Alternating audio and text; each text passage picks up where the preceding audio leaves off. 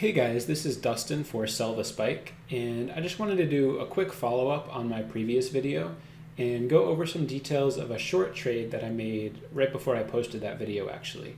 I had mentioned in my Discord group that I was short from around 8,200, and in this video I will explain my trade setup for that trade. So first I'm going to go into replay mode and choose where we actually were when I made that trade and where we were in that last video. And we were on this daily candle right here. If you recall, the price was around 8,200. So first of all, why did I choose to go short? Well, the main reason was that I expected this order block to act as resistance and probably be followed by a pullback. Secondly, we had some bearish volume anomalies. And finally, this move up just seemed so rapid and impulsive that considering we had this order block and those volume anomalies, it seemed like a pullback was likely. So once you've decided why you want to go short and where or at what price you want to go short, which in this case for me was around $8,200, you need to determine two important factors, your stop loss and your profit target for that trade. So stop losses should be placed in an area that will invalidate your theory behind the trade. So my main theory behind this particular trade is that this order block would hold as resistance for now. Therefore, if the order block broke to the upside, so if the price just continued up and broke above, let's say 84.80, then my theory would be proven wrong, and so that's where I should just cut my losses and cut out of the trade. So I simply decided to put my stop loss right above that order block around 85.32.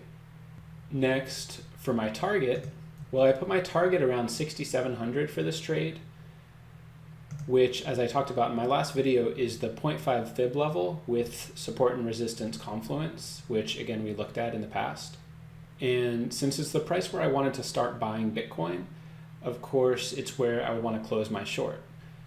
So that probably makes sense. So let's just look at my trade through the lens of this short position indicator. We can start it around 8,200 where I entered the trade. My stop loss, let's say 85.32, and my target, let's say 6,700. So as you can see, we're getting a 4.5 reward to risk ratio, which is quite good. And if we press the play button, we can see how this trade turned out. So basically, if the price goes above 85.32 first, then it'll be a losing trade and I'll be cut out. And if the price goes to 6,700 first, then I have a profitable trade and I cut out there. So if we click play, you see in only 2 days, the price hit my target. It actually went a little bit beyond my target, but that's okay. And therefore we had a profitable short on Bitcoin. So hopefully that all makes sense. If on the other hand you just don't margin trade and chose to buy Bitcoin in this zone, which I had recommended, then if let's just exit out of replay mode,